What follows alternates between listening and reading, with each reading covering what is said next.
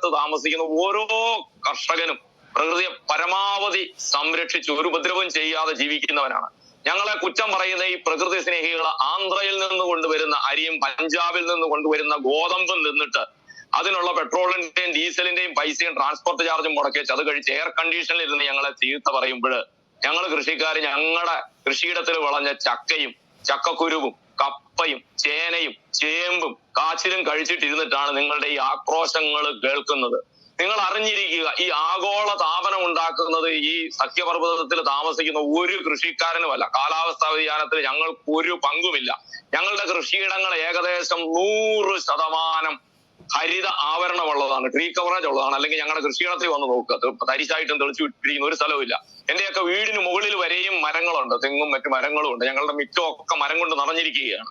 ഞങ്ങൾ പരിസ്ഥിതിക്ക് അനുസരിച്ചാണ് ജീവിക്കുന്നത്. എന്നാൽ ഞങ്ങളെ കുറ്റപ്പെടുത്തുന്നവർക്ക് അവർക്ക് എയറോപ്ലെയിനിൽ യാത്ര ചെയ്യണമെങ്കിൽ നിങ്ങൾക്കറിയാമോ, നെടുമ്പാശ്ശേരി വിമാനത്താവളത്തിൽ നിന്ന് പോകുന്ന 300 പേരൊക്കെ ഇടുന്ന വലിയ ഒരു വിമാനത്തിൽ ഒരേ സമയം 1,20,000 ലിറ്റർ പെട്രോളാണ് നിറയ്ക്കുന്നത്. ഏറ്റവും ചെറിയ വിമാനത്തെ വരെ 20,000 ലിറ്റർ വേണം.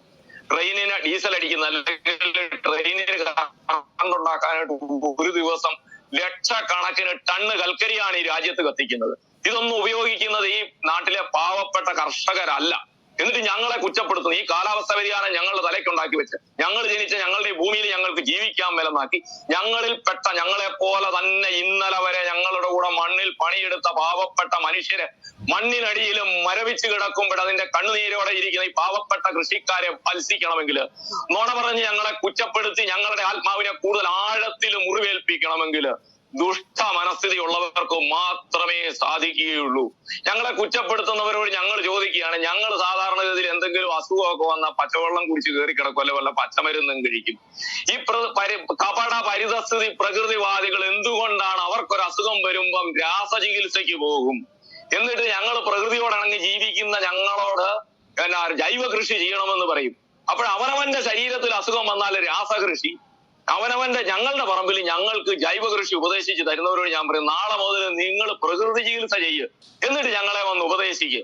അതുകൊണ്ട് എനിക്ക് പറയാനുള്ളത്, ഞങ്ങൾ ഏറ്റവും പരിമിതമായ ജീവിത സാഹചര്യങ്ങളില്, ഏറ്റവും ദരിദ്രമായ മേഖലകളില്, ഈ കേരളത്തിലെ ഒരു വിലയ്ക്കും ആർക്കും വേണ്ടാത്ത ആന ഇറങ്ങുന്ന, കടുവ ഇറങ്ങുന്ന, പുലി വരുന്ന, ഒരു മനുഷ്യനും തിരിഞ്ഞു നോക്കാൻ പറ്റുന്നില്ലാത്ത അല്ലെ വരികയില്ലാത്ത സ്ഥലങ്ങളില് ഞങ്ങൾ ജീവിച്ചു പോയിക്കൊള്ളട്ടെ. ഞങ്ങളെ ചീത്ത പറയരുത്, ഫലിക്കരുത്, ആക്ഷേപിക്കരുത്. അതും ഞങ്ങൾ തന്ന ഭക്ഷണം തിന്നതിന് ശേഷം. ഇത്ര മാത്രമേ എനിക്ക് പറയാം.